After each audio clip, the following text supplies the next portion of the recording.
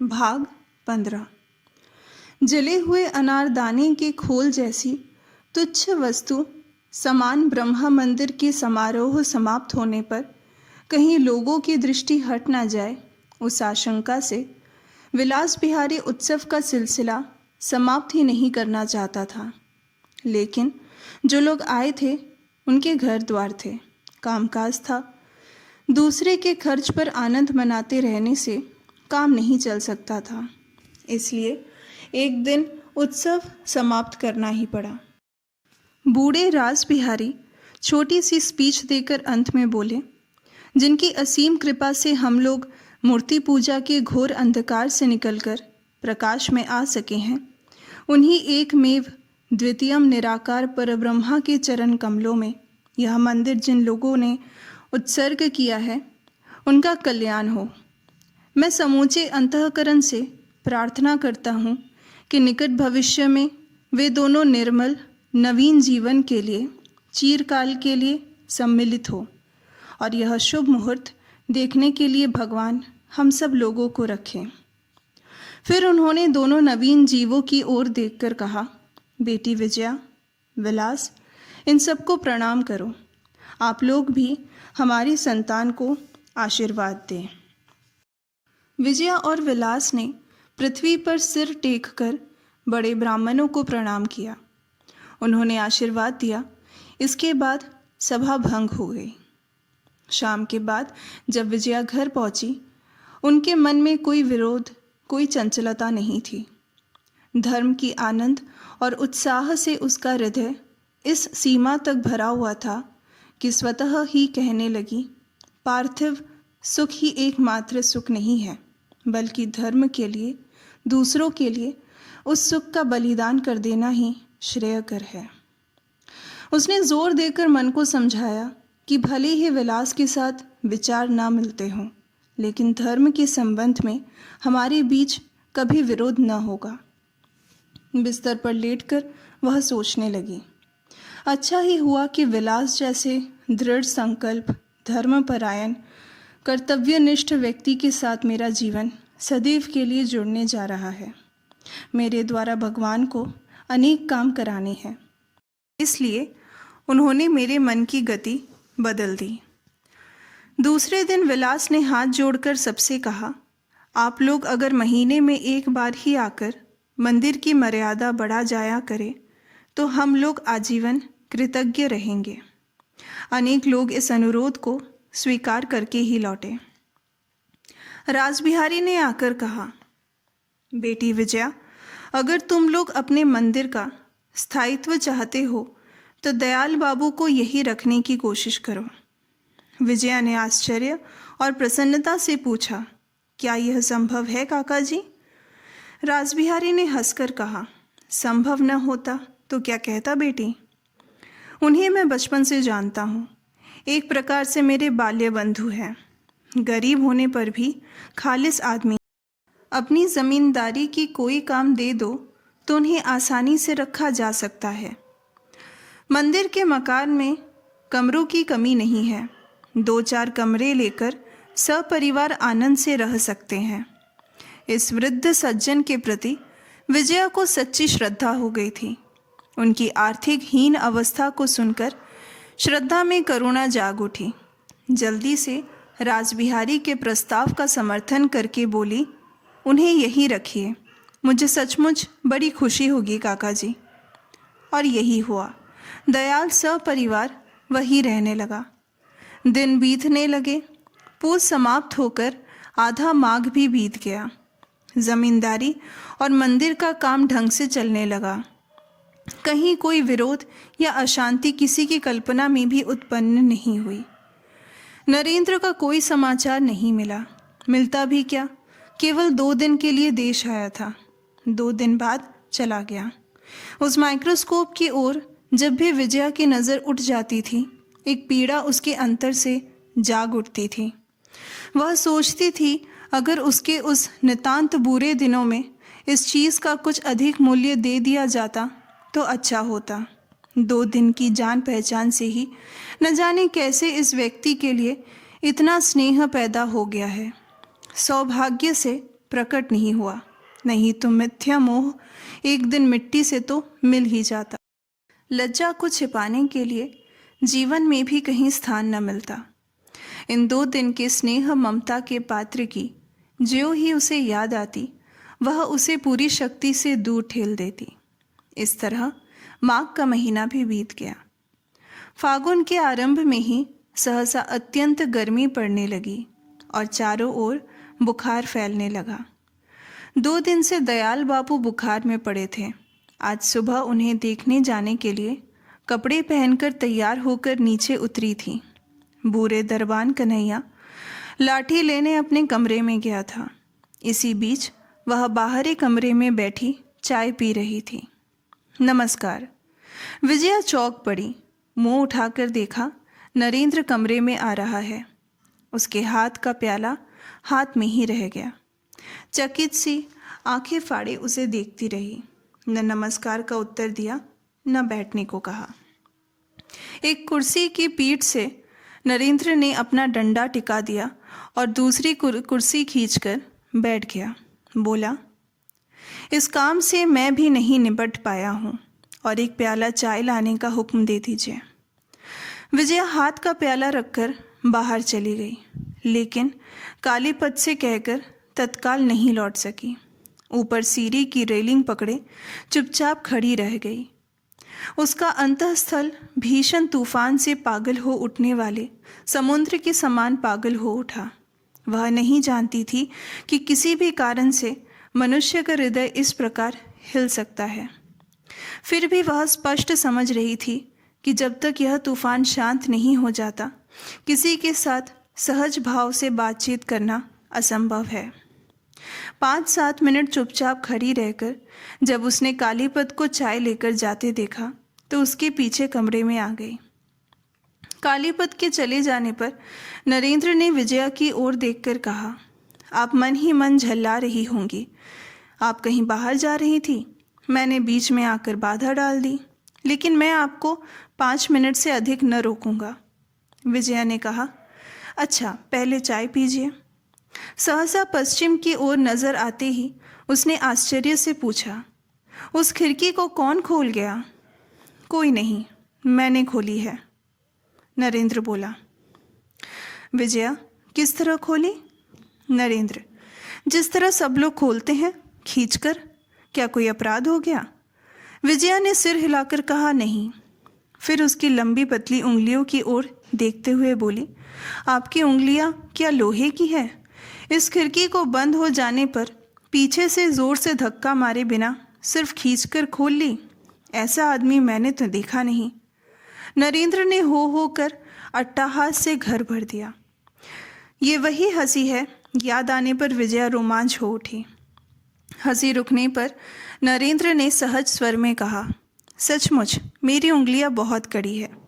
अगर जोर से दबाकर पकड़ ले तो मेरा विचार है किसी भी व्यक्ति का हाथ टूट सकता है। विजया ने हंसी दबाकर कहा, और आपका सिर इनसे भी कड़ा है, टक्कर लगने से। बात समाप्त होने से पहले ही नरेंद्र ने फिर उसी प्रकार ठहाका लगाया। इस आदमी की हंसी प्रभात के आलोक के समान मधुर और ऐसी उपभोग की वस्तु है कि सुनने का लोभ किसी भी प्रकार संवरण नहीं किया जा सकता। नरेंद्र ने जेब से 200 रुपये के नोट निकालकर मेज़ पर रख दिए और कहा, इन्हीं के लिए आया हूँ। मैं चालबाज हूँ, ठग हूँ। इस तरह की और भी न जाने कितनी गलतियाँ इन थोड़े से रुपयों के लिए आपने कहला भेजी थी। लीजिए अपने रुपए और दीजिए मेरी चीज़। विजया का चेहरा लाल हो उठा, लेकिन स्वयं को संभाल कर बोली, और क्या क्या कहला भेजा था, बताइए तो। नरेंद्र ने कहा, इतना मुझे याद नहीं, उसे लाने के लिए कह दीजिए। मैं 9:30 की गाड़ी से कलकत्ता लौट जाऊंगा। अच्छा हुआ कि कलकत्ता में नौकरी मिल गई, उतनी दूर नहीं जाना पड़ा। विजया का चेहरा दमक उठा, बोली, भाग्य अच्छा है। नरेंद्र बोला, हाँ, लेकिन मेरे पास अधिक समय नहीं है। 9 बज रहे हैं, मुझे अभी जाना होगा। उसे लाने को कह दीजिए। विजया ने उसकी ओर आंखें उठाकर कहा, क्या आपके साथ यही शर्त हुई थी कि आप दया करके रुपए लाए हैं, इसलिए उसे लौटा देना होगा। नरेंद्र ने लज्जित होकर कहा, नहीं, ऐसा तो नहीं है, लेकिन आपको तो उसकी कोई आवश्यकता है नहीं। यह आपसे किसने कहा कि आज नहीं है, इसलिए किसी भी दिन नहीं होगी? नरेंद्र ने सिर हिलाकर कहा, मैं कहता हूँ यह चीज़ आपके कभी भी काम नहीं आएगी, लेकिन बेचकर जाने के समय तो आपने कहा था कि इससे मेरा बड़ा उपकार होगा, और मेरे यह कहला भेजने से कि आप मुझे ठग ले गए हैं, आप नाराज़ हो रहे हैं। उस समय एक तरह की बात और अब दूसरी तरह की बात। नरेंद्र लज्जा से मलिन हो गया। कुछ देर चुप रहकर बोला, तब मैंने सोचा था कि इस बढ़िया चीज़ को आप अपने व्यवहार में लाएंगी, इस प्रकार डाल न रखेंगी। अच्छा, आप तो चीज़ गिरवी रखकर भी रुपया उधार देती हैं, तब क्यों न इसे भी ऐसा ही समझ लीजिए। मैं इन रुपयों का ब्याज देता हूँ। विजया ने पूछा, कितना ब्याज दीजिएगा? जो भी उचित ब्याज हो, मैं देने को तैयार हूँ। विजया ने गर्दन हिलाकर कहा, लेकिन मैं तैयार नहीं हूँ। कलकत्ता में जचवा कर देखा है, इसे मैं आसानी से 400 में बेच सकती हूँ। नरेंद्र ने सीधे खड़े होकर कहा, तो फिर यही कीजिए, मुझे आवश्यकता नहीं। तो 200 रुपये में 400 चाहता है, उससे मैं कुछ भी नहीं कहना चाहता। विजया ने मुंह नीचा करके हंसी दबाकर मुंह ऊपर उठाया। उसे लगा केवल इस व्यक्ति को छोड़कर और किसी के भी सामने अपने मन के भाव नहीं छिपा सकती, लेकिन उस ओर नरेंद्र की नज़र ही नहीं थी। तेजी में बोला, अगर पहले से जानता कि आप ऐसी शाइलाक हैं तो मैं कभी न आता। विजया ने भले आदमी की तरह कहा, कर्ज की अदायगी में जब मैंने आपका सब कुछ हड़प लिया तब भी नहीं जाना, क्योंकि उसमें आपका हाथ नहीं था। यह काम मेरे और आपके पिता कर गए थे, उसके लिए हम में से कोई अपराधी नहीं है। अच्छा, अब मैं चला। खाकर नहीं जाइएगा? नहीं, खाने के लिए नहीं आया। विजया ने शांत भाव से पूछा, आप तो डॉक्टर हैं, आप हाथ देखना जानते हैं? इस बार उसके होठों में हंसी की रेखा पकड़ाई दे गई। नरेंद्र क्रोध से जल उठा, क्या मैं आपके उपहास का पात्र हूँ? रुपए आपके ढेरों हो सकते हैं, लेकिन उनके बल पर किसी को यह अधिकार नहीं मिल जाता। आप ज़रा हिसाब से बात कीजिए, कहकर उसने डंडा उठा लिया। विजया ने कहा, नहीं तो आपके शरीर में शक्ति है और हाथ में डंडा, यही ना? नरेंद्र डंडा फेंककर हताश भाव से बैठ गया और बोला, छी छी, आपके जो मुंह में आता है कह देती हैं, आपसे मैं नहीं जीत सकता। देखिए, इस बात को याद रखिएगा, कहकर अपने को और अधिक न संभाल पाने के कारण हंसी दबाती हुई फुर्ती से चल पड़ी। सोने कमरे में नरेंद्र हद बुद्धि सा बैठा रहा। फिर डंडा उठाकर ज्यों ही उठकर खड़ा हुआ, विजया ने आकर कहा, आपके ही कारण मुझे इतनी देर हो गई, इसलिए आप अब नहीं जा सकेंगे। आप हाथ देखना जानते हैं, चलिए मेरे साथ। नरेंद्र ने जाने की बात पर विश्वास नहीं किया, फिर भी पूछा, हाथ देखने कहाँ जाना होगा? उसकी ओर देखकर विजया ने गंभीर होकर कहा, यहाँ अच्छे डॉक्टर नहीं हैं। हम लोगों के जो नए आचार्य हैं उन पर मेरी अनंत श्रद्धा है। आज 2 दिन से उन्हें बुखार आ रहा है, चलिए एक बार देख आइए। अच्छा, चलिए, विजया ने कहा। तो ज़रा रुकिए, उस लड़के परेश को तो आप जानते हैं, परसों से उसे भी बुखार है। मैंने उसे उसकी माँ से यहाँ ले आने को कह दिया है। तभी परेश की माँ लड़के को आगे करके दरवाजे के पास आ खड़ी हुई। नरेंद्र ने उस पर एक पल नज़र डालकर कहा, अपने लड़के को ले जाओ, मैंने उसे देख लिया। लड़के की माँ और विजया दोनों चकित हो उठीं। माँ ने विनती भरे स्वर में कहा, सारे शरीर में भयानक दर्द है बाबू, नारी देखकर कोई दवाई अवाई दे देते। दर्द मैं समझता हूँ भाई, अपने बच्चे को घर ले जाओ, हवा हवा मत लगा देना, दवाई मैं भेजे देता हूँ। माँ कुछ दुखी होकर लड़के को लेकर चली गई।